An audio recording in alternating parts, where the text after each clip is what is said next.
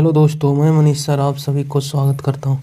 कैसे आप सब? उम्मीद है सारे मस्त होंगे और स्वस्थ होंगे। दोस्तों, आज मैथ के 10 अति महत्वपूर्ण प्रश्न के बारे में बात करेंगे जो आपके एग्जाम के पॉइंट ऑफ व्यू से काफ़ी ज़्यादा इंपॉर्टेंट सारे प्रश्न हैं। सारे प्रश्न प्रीवियस ईयर का है जो एसएससी द्वारा पूछा गया है, इसलिए प्रत्येक क्वेश्चन को खुद से बनाने की कोशिश जरूर कीजिएगा। क्वेश्चन नंबर फर्स्ट आपकी स्क्रीन पे है, बताइएगा इसका राइट आंसर क्या होगा। टोटल 10 क्वेश्चन में से आपका स्कोर कितना है कमेंट कीजिएगा जरूर। कि क्वेश्चन नंबर फर्स्ट करा, यदि संख्या इतना है जो कितना 3 से पूरी तरह डिवाइड है तो बताइए कि p प्लस क्यू का न्यूनतम मान क्या होगा। ये पूरी संख्या किससे डिवाइड है? 3 से। देख पाएंगे 3 का डिविजिबिलिटी रूल जानते होंगे तो क्वेश्चन ईजी है आपके लिए। देखिएगा 3 का डिविजिबिलिटी रूल क्या कहता है, अगर अंकों का योग 3 से कट जाएगा तो पूरी संख्या 3 से डिवाइड होगी। जैसे एग्जाम्पल के थ्रू बताते हैं आपको। जिससे मान लीजिए कोई संख्या 395 है, देखिएगा ये 3 से कटता है कि नहीं, तो फिर क्या कर दीजिए, अंकों का योग कर दीजिए। जोड़िएगा कितना हो जाएगा, 12 पर 17। 17 देख पा रहे हैं 3 से कटता है नहीं, इसका मतलब ये पूरी संख्या 395 3 से क्या होगा, डिवाइड नहीं होगा। अगला एग्जाम्पल ले सकते हैं आप। दूसरा जैसे लिख लिए 8974, बताइएगा 3 से पूरी तरह डिवाइड होता है या नहीं। अंकों का योग तो करना देख पाएंगे, 9 तो 3 से कट जाएगा। उसके बाद फिर 8 4 12, 3 से भी कट जाएगा 12। उसके बाद 7 बच गया। 7 बचने का मतलब ये संख्या 3 से पूरी तरह डिवाइड नहीं होगी। 6 तो कट जाएगा इसमें, लेकिन 1 रिमाइंडर बच जाएगा। बताइए ये भी 3 से पूरी तरह डिवाइड नहीं होगा। एग्जाम्पल 3 देख पाएंगे, बताइएगा इस संख्या 3 से कट रही है कि नहीं। तो अंकों का योग करके देख लीजिए, 3 9 कितना हो गया, जाकर 12 3 15। देख पा रहे हैं 15 3 से कट रहा है, इसका मतलब है पूरी संख्या 3 से डिवाइड है। या फिर इससे अलग अलग भी जोड़ सकते थे कि 3 से कट गया, 9 भी 3 से कट रहा है और 3 भी कट रहा है, तो आपको इन दोनों को, तीनों नंबर को जोड़ने की ज़रूरत नहीं था। इसको अलग अलग भी अपना, जहाँ 3 से कट रही है जौन भी नंबर उसको आप पहले अलग कर लीजिए, उसके बाद जो नहीं कटेगा उसको लास्ट में ऐड कर दीजिएगा। तो देखिए क्वेश्चन आपसे क्या बोला है, जो उसको बनाने की कोशिश करते हैं। क्या है, नंबर 75 हो गया 8p09q5। इसको क्या करना, आपको 3 से डिवाइड करना है। चलिए ठीक है, 3 से जो भी डिजिट कट रहा होगा उसको काट दीजिएगा। देखिएगा तो 9 3 से कट जाएगा। उसके बाद फिर देख पाएंगे तो 7 5 12 भी 3 से कट जाएगा। उसके बाद क्या बच गया, 8 बच गया 05, 8 5 13, 13 प्लस पी हो गया plus Q, 13 plus P plus Q. P plus Q का आपसे क्या बोला है, मिनिमम मान बोला। 3 से तो 13 में भाग दीजिएगा, 12 तो पूरी तरह कट जाएगा, रिमाइंडर बच जाएगा 1। तो बताइए 1 तो इधर रहेगा ही रहेगा, और प्लस पी प्लस क्यू का मिनिमम मान क्या लें कि संख्या पूरी तरह क्या हो जाएगा, 3 से पूरी तरह डिवाइड हो जाएगी। तो देख पा रहे हैं एक तो यहाँ है ही, प्लस का अगर यहाँ 1 लेते हैं तो 1 1 2 हो जाएगा, और 2 होगा तो फिर संख्या 3 से नहीं कटेगी। 3 से कटने के लिए यहाँ मिनिमम क्या योग होना चाहिए दोनों का, 3।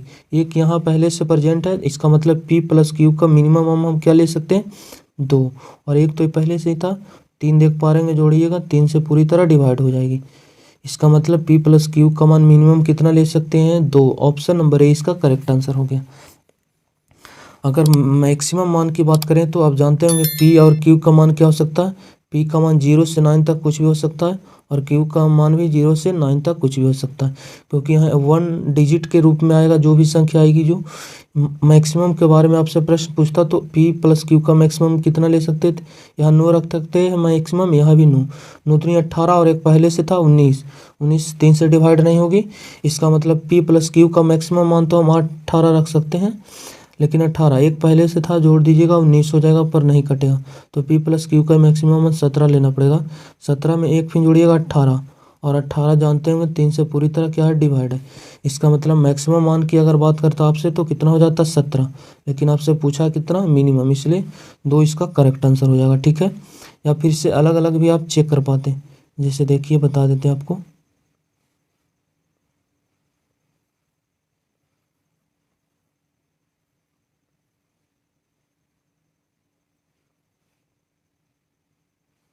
क्या था, 75 8P09Q5।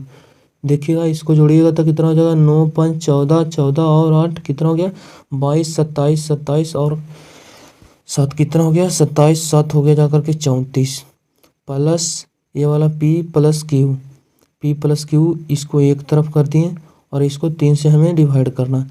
तो देख पा रहे हैं इसमें 33 तो 3 से पूरी तरह कट जाएगा, 11 33, बच गया 1 प्लस P प्लस क्यू।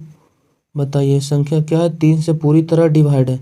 एक तो यहाँ पहले P प्लस क्यू का मान क्या रख सकते हैं, 2 आप रखिएगा, इन दोनों को जोड़ दीजिएगा 3 हो जाएगा, 3 पूरी तरह 3 से डिवाइड हो जाएगी। इसका मतलब मिनिमम हम 2 रख सकते हैं। क्वेश्चन नंबर सेकेंड, 4 अंकों की बड़ी से बड़ी संख्या ज्ञात कीजिए जो 10 15 और 18 से पूर्णतः विभाजित है। 4 अंकों की सबसे बड़ी संख्या क्या होती है, 9900 क्या होता है, 99, 4 अंकों की बड़ी संख्या। और उसको क्या करना है, जो 10 और 15 से पूरी तरह डिवाइड हो जाए। तो बताइए कि सबसे बड़ी संख्या क्या हो सकती है। 10 15 और 18 से डिवाइड होने का मतलब इन तीनों का एलसीएम लीजिए, उसके बाद फिर इसका एलसीएम से इसमें भाग दे दीजिए और जो भी रिमाइंडर यहाँ आपको बचता है वो रिमाइंडर इसमें माइनस कर दीजिएगा, आपका आंसर क्या हो जाएगा, तैयार हो जाएगा। या फिर आप कॉमन इसको ऑप्शन सबसे बड़ी यहाँ पे क्या देख रहे हैं, सबसे बड़ी संख्या ये है फर्स्ट नंबर पे।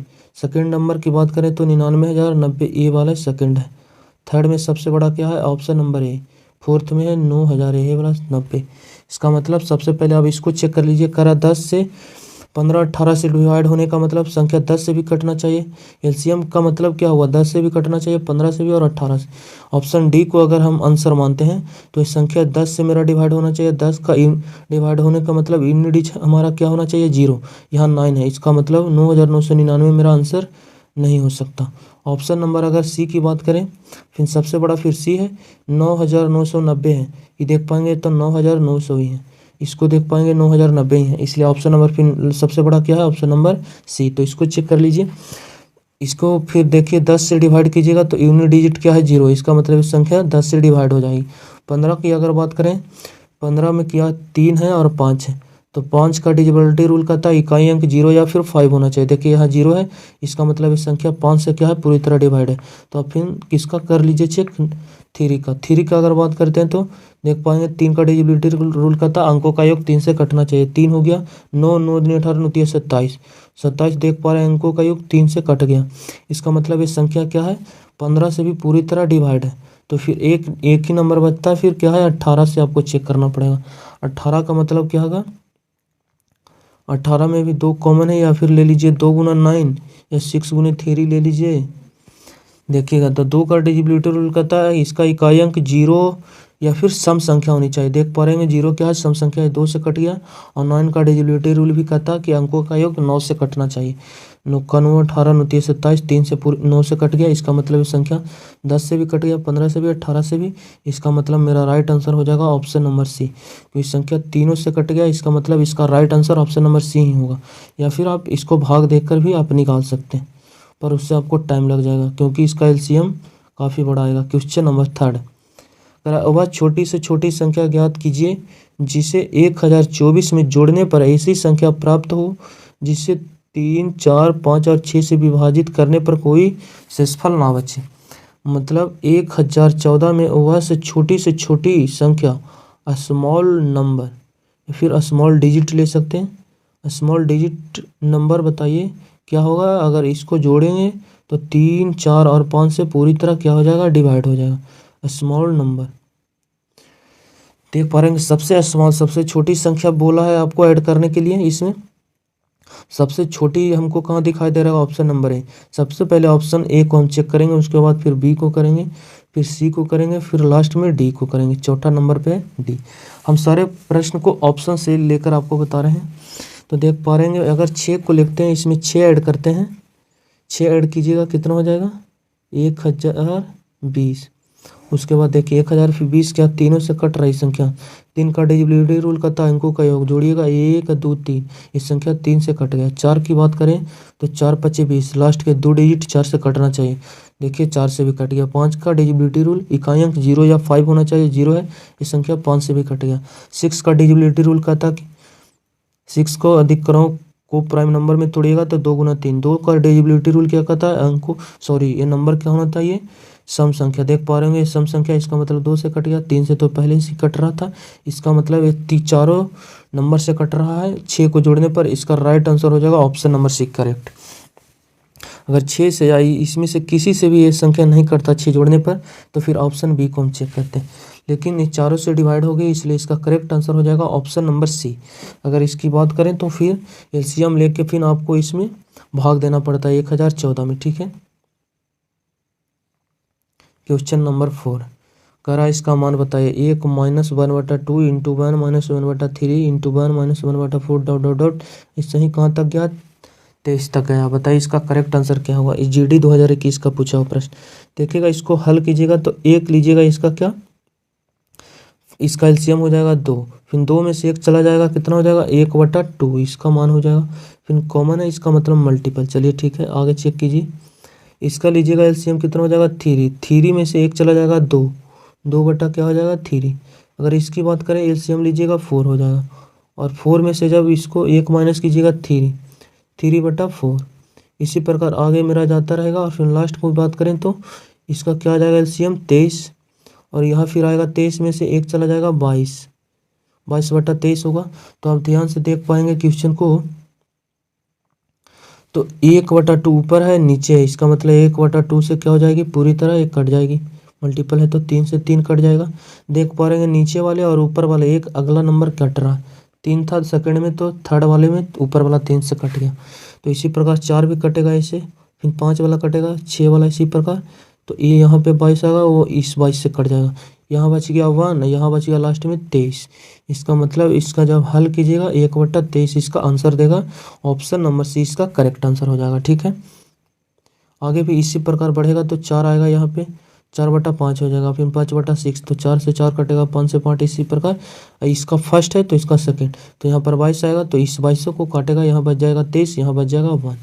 क्वेश्चन नंबर 5 करा, ए अनुपात बी कितना दिया है, ए अनुपात बी आपको दिया है कितना, 5:8। चलिए ठीक है, उसके बाद फिर क्या है, बी अनुपात सी है 11:13, बी अनुपात सी है 11:13। तो अगर ए का मान 110 है तो सी का मान आपसे पूछा है। देख पाएंगे विद्यार्थी ए अनुपात बी अनुपात सी की बात करें हम तो यहाँ ए है, यहाँ बी है, यहाँ भी बी है, यहाँ भी बी है, इसका मतलब बी दोनों जगह सेम होना चाहिए, ठीक है। तो बी देख पा रहे हैं इसमें 11 और इसमें कितना है 8 है, तो इन दोनों को पहले आप सेम कर लीजिए। सेम करने के लिए इसको 11 इसके साथ मल्टीप्लाई कर दीजिए, और ऊपर जो 8 है वो नीचे वाले के साथ मल्टीप्लाई कर दीजिए, ठीक है, तभी तो सेम होगा। 11/88 और 11/88 बी आपका सेम हो जाएगा। तो 11 में इसमें मल्टीप्लाई कीजिएगा, 11×5 = 55, मतलब ए का मान कितना हो गया 55। उसके बाद अनुपात बी का मान तो आप यहाँ से भी ले सकते हैं या फिर यहाँ से भी ले सकते हैं। यहाँ से लीजिएगा तो 11/88, नीचे वाले से भी लीजिएगा तो 11/88 हो जाएगा। और सी की बात करें तो फिर 8 से 13 में मल्टीप्लाई कीजिएगा, 13/74 से, मतलब 104, 104 दे देगा सी का मान। ए अनुपात बी अनुपात सी निकाल लिए हैं। आपका ए का मान कितना दिया है 110, मतलब 55 यूनिट का मान दिया है 110। तो देख पा रहे हैं 55 × 2 110, मतलब 2 टाइम्स दिया गया इसका ए का मान। आपसे पूछा सी का मान, तो इसका भी 2 टाइम्स अगर कर दीजिएगा मल्टीपल, कितना हो जाएगा 208। 208 कहाँ दिखाई दे रहा है, ऑप्शन नंबर सी इसका करेक्ट आंसर हो जाएगा। अनुपात निकाले ए अनुपात बी अनुपात सी कितना है 55:88:104।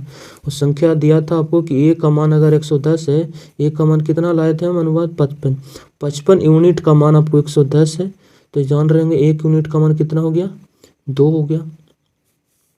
तो 104 यूनिट का मान 2 से मल्टीप्लाई कर दिया, मेरा राइट आंसर निकल गया। क्वेश्चन नंबर 6 कराई, यदि x 22 से 25% छोटा है, 25%, परसेंट का मतलब होता है बट्टा 100। देख पा रहे हैं 25% छोटा है, परसेंट था इसलिए बट्टा में 100 लिख दिए। और जो हमेशा आता है ये नीचे वाले हर किसके लिए आता है, नज़दीक वाले के लिए। फर्स्ट पर्सन हो गया, ये सेकेंड से किसके साथ लगा, बाई के साथ, नज़दीक में क्या है बाई, इसका मतलब बाई के लिए आया है कौन सी, x अनुपात बाई की अगर बात करें तो 100 किसके लिए आया, बाई के लिए, नज़दीक में बाई है। उसके बाद x के लिए क्या आएगा 25% छोटा, मतलब 100 से 25 छोटा 75 इसका मान होगा। देख पा रहे होंगे x का क्या है, 22 से 25% छोटा हो गया। तो बोल रहा है कि आपको y x से कितना अधिक है, x से लगा कि इसमें x है, तो इसलिए x को आपको नीचे रखना पड़ेगा। कितना अधिक है, 25 इससे अधिक है y, तो बोल रहा है कितना परसेंट अधिक है, परसेंटेज में पूछा इसलिए परसेंटेज के लिए 100 से मल्टीप्लाई करते हैं। देख पा रहे हैं 25 75, अगर 3 से 100 में भाग दीजिएगा कितना हो जाएगा, 33.1/3%। ऑप्शन नंबर ए इसका करेक्ट आंसर हो गया। ठीक है, पहले देखिए आपसे बोला था x 22 से 25% छोटा है। 22 से मतलब 22 से यहाँ 22 नज़दीक में, इसलिए बटा में 100 आया था, यहाँ इस 100 नज़दीक वाले के लिए आएगा, 22 का मान 100 ले लिए। 25% छोटा मतलब 100 से 25% छोटा कितना होता है, 75%। 100 का 25% कितना होता है, 25% छोटा मतलब 75% इसका x का मान है। तो बोल रहा बाई x से किस में लगा, x में, से जिसमें लगेगा उसको बटा में रखना, बटा में 75 रख दिए। कितना अधिक है, कौन अधिक है, कितना, बाई x से कितना अधिक है, 25 से अधिक था, 75 बटा में 100 से मल्टीपल कर दिए। क्वेश्चन नंबर 7 कह रहा यदि किसी लेन देन में हुई हानि विक्रय मूल्य के 1/5 के बराबर है तो हानि प्रतिशत ज्ञात कीजिए। विद्यार्थी जी देख पा रहे हैं ये एक किसी लेन देन में हुई हानि, इस पे आपको फोकस करना, और विक्रय मूल्य, हुई हानि विक्रय मूल्य के 1/5 है। देखिए के यहाँ फिर आया, हमेशा बोलते हैं जो हर वाले जो संख्या रहता है वो किसके लिए आता है, नज़दीक के लिए आया। यहाँ विक्रय मूल्य के लिए देख पा रहे हैं विक्रय मूल्य नज़दीक में इसलिए, और बटा में 5 है, 5 किसके लिए आया, नज़दीक के लिए। विक्रय मूल्य आपका कितना हो गया, 5। और यहाँ सेकंड में क्या है, हानि, तो हानि के लिए क्या आएगा, ये ऊपर वाले ऊपर है 1 यूनिट इसका मान है। किसी वस्तु को आपको बेचने पर 5 रुपये में बेचे तो 1 रुपया की क्या हुई, हानि। तो आप बता पाएंगे इसका क्रय मूल्य क्या था। अगर किसी वस्तु को आप बेचने का काम किए तो कितना, 5 रुपये में उसको बेचा, 1 रुपया की क्या होगी, हानि। इसका मतलब कॉस्ट प्राइस आपको क्या था, क्रय मूल्य 6, तभी तो 6 रुपया का सामान 5 रुपया में बेच दिए तो 1 रुपया की क्या होगी, हानि। इसका मतलब कॉस्ट प्राइस आपका कितना था, 6 रुपया। आपसे पूछा तो हानि प्रतिशत ज्ञात कीजिए। हानि प्रतिशत के लिए फॉर्मूला क्या होता है, परसेंटेज लॉस, क्या होता है, लॉस बटा या फिर हानि बटा क्रय मूल्य कॉस्ट प्राइस गुने 100, आपका ये मान दे देगा। लॉस कितना हुआ है विद्यार्थी जी, 1 रुपया का बटा का 1, कॉस्ट प्राइस कितना हो गया, 6 बटा 6 गुने मल्टीप्लाई हो जाएगा कितना, 100, आपका मान दे देगा कितना, जा करके 6 से भाग दीजिएगा 100 में कितना हो जाएगा, 1 इकाई 1 एकम 6, 4 बच गया, 6 छक्का 36, 16 पूर्णांक, 4 बचेगा फिर 0 आएगा, 6 छक्का 36, फिर 4 बचेगा, 6 छक्का 36। इसका मतलब 16.67 इसका राइट आंसर हो जाएगा, ऑप्शन नंबर डी। उम्मीद करते हैं क्वेश्चन को बना पाएंगे। क्वेश्चन नंबर 8 40% और 20% की दो क्रमिक छूट की एकल छूट का समतुल्य होगी। मतलब अगर आपको किसी सामान पर पहले 40% का छूट दिया गया और फिर सेकंड में उसको पर 20% की छूट दी गई, मतलब दो लगातार छूट आपको किसी सामान पर मिला, पहले 40% उसके बाद फिर 20%। तो आपसे प्रश्न बोला है कि उसमें टोटल आपको कितना परसेंटेज की छूट दी गई है। ठीक है, तो इसका एक फार्मूला होता है x plus y minus x into y बटा 100, इसका एक फार्मूला होता है। इस फार्मूला को आप नोट कर लीजिएगा। पहले कितना दिया गया था, एक्स का मान क्या हो गया था 40%, वाई का मान 20%। दो क्रमिक लगातार छूट देने का मतलब ये फार्मूला आपको लगा देना। जहाँ भी ऐसे प्रश्न आपको आता है कि इतना परसेंट की दो लगातार छूट दी जाती है तो टोटल आपको कितना डिस्काउंट मिला, ये फार्मूला लगाइएगा। एक्स का मान कितना हो गया 40 प्लस वाई का मान कितना हो गया 20 माइनस 40 गुने 20 बटा 100। देख पा रहे हैं 0 से 0, 1 0 से 0, अगर इन दोनों को जोड़िएगा कितना हो जाएगा 40 20 60, और माइनस का कितना होगा 4 दूनी 8, 60 में से 8 चला जाएगा 52, इसका 52% इसका राइट आंसर होगा, ऑप्शन नंबर ए। मतलब अगर किसी वस्तु पर आपको पहले 40% फिर 20% की दो लगातार छूट दी गई तो आपका टोटल कितना छूट दिया गया था 52%। ठीक है, ये नहीं कि पहले आपको 40% दिया दूसरा में 20%, तो आपको टोटल 60% दे दिया। इन दोनों को जोड़ दीजिएगा तो फिर आपका समान अगर डी मार देते तो आपका क्वेश्चन गलत हो जाता। दो लगातार छूट दी जाती है तो फिर ए फार्मूला आपको अप्लाई करना पड़ेगा। ठीक है, क्वेश्चन नंबर 9 करा ए अकेला किसी कार्य को 6 दिन में पूरा करता है। ए अकेले किसी काम को 6 दिन में पूरा करता है। और उसके बाद फिर क्या बोला, तथा बी अकेला समान कार्य को 8 दिन में पूरा करता है। बी किसी काम को कितने दिन में, 8 दिन में पूरा करता है। तो ए तथा बी दोनों मिलकर वो कार्य को कितने दिन में समाप्त करेगा। कोई ऐसा वर्क मान लीजिए कि दोनों वो टाइम को क्या इजली तरीके से कर पाए, इसलिए आपको एक ऐसा काम मानना पड़ेगा कि ए भी उसको संपूर्ण डे में काम कर ले और बी भी उसको पूरी तरह काम को कर ले। तो इन दोनों का एलसीएम एक मान लीजिए, अगर एलसीएम लेते हैं तो कितना हो जाएगा 24। मतलब टोटल वर्क आप कुल काम मान लिए हम कितना 24। इसका एलसीएम लेकर तो देख पा रहेंगे, अगर एक दिन में कितना ए का एफिशिएंसी, ए किसी काम को 6 दिन में कर रहा था, 6 दिन में कर रहा था, तो एक दिन में काम करने की एफिशिएंसी क्या आ जाएगा, 6 में इससे भाग दीजिएगा कितना हो जाएगा 6 24। मतलब ए की एफिशिएंसी कितने हो गई 4 हो गई। मतलब ए की एफिशिएंसी 4। अगर बी की बात करें तो बी एक दिन में कितना काम करेगा, अगर ए किसी काम को 8 दिन में समाप्त कर रहा है, टोटल काम कितना है 24, तो एक दिन काम कितना कर रहा था 3 यूनिट काम कर रहा होगा। बी उसी प्रकार किसी काम को 6 दिन में समाप्त करता है, टोटल काम है 24, मतलब एक दिन में टोटल काम कितना कर रहा होगा 4 काम कर रहा होगा। और बी एक दिन में 3 काम कर रहा होगा। दोनों मिलकर टोटल काम कितना हो गया 24। दोनों मिलकर मतलब एक दिन में कितना काम करता है 4 और बी कितना 3, दोनों मिल जाएगा तो 4 एक करेगा 3 है 7 यूनिट रोज काम करेगा। तो इसका राइट आंसर होगा 24/7 दिन इसका टोटल काम लगेगा। ऑप्शन नंबर बी इसका करेक्ट आंसर हो जाएगा। ठीक है, 24/7। क्वेश्चन नंबर 10 करा एक आयत का क्षेत्रफल 27 मीटर स्क्वायर है और इसकी लंबाई चौड़ाई का 3 गुना है, तो परिमाप बताइए। इसका लंबाई लेंथ है जो चौड़ाई का क्या है, लंबाई चौड़ाई का 3 गुना है। चौड़ाई का 3 गुना मतलब चौड़ाई 1 है तो इसका लंबाई कितना हो जाएगा 3। ये आपको रेशियो दिया कि उसकी लंबाई उसकी चौड़ाई का 3 गुना है। 3 गुना बटा में क्या इसे ले सकते हैं 1, नज़दीक वाले के लिए 1 मतलब 1 आ गया इसका चौड़ाई, और जो बच गया ऊपर दूर के लिए आएगा लंबाई का मान कितना हो गया 3। तो इसका आयत का क्षेत्रफल जानते होंगे आपका क्या होता है, इसका रियल वैल्यू नहीं है, एक क्या है अनुपात वैल्यू। तो करा क्षेत्रफल क्या होता है लंबाई उन्हें चौड़ाई कीजिएगा कितना हो जाएगा 3x स्क्वायर का मान कितना दिया है 27। अगर 3 9 27, x की मान कितना हो गया 3, ये स्क्वायर चला जाएगा इसके अंडर रूट, तो किसका वर्गमूल है 3 का। इसका मतलब x का मान आ गया 3। लंबाई की बात करें तो 3 तिया क्या हो जाएगा 9, इसका मतलब लंबाई 9 है और इसकी चौड़ाई कितना हो जाएगा 3। देख पाएंगे 9 तिया 27 मल्टीपल कीजिएगा तो कितना हो जाएगा क्षेत्रफल 27। इसका मतलब इसकी लंबाई 9 हो गई है, इसकी चौड़ाई होगी 3। तो आयत का परिमाप जानते होंगे 2 इंटू लंबाई प्लस चौड़ाई इसका आंसर होना चाहिए। लंबाई प्लस चौड़ाई को अगर बात करें तो जोड़िएगा तो 9 और यहाँ लंबाई हो गया 9, चौड़ाई हो गया कितना 3, जोड़िएगा कितना होगा 9 3 12, मतलब 2 इंटू 2 गुने 12 कीजिएगा कितना हो जाएगा 24। ऑप्शन नंबर सी इसका करेक्ट आंसर हो जाएगा। ठीक है, option number C correct answer. चलिए वीडियो अच्छा लगता हो तो फिर शेयर कीजिएगा और चैनल को सब्सक्राइब कर हमारे साथ जुड़ सकते हैं।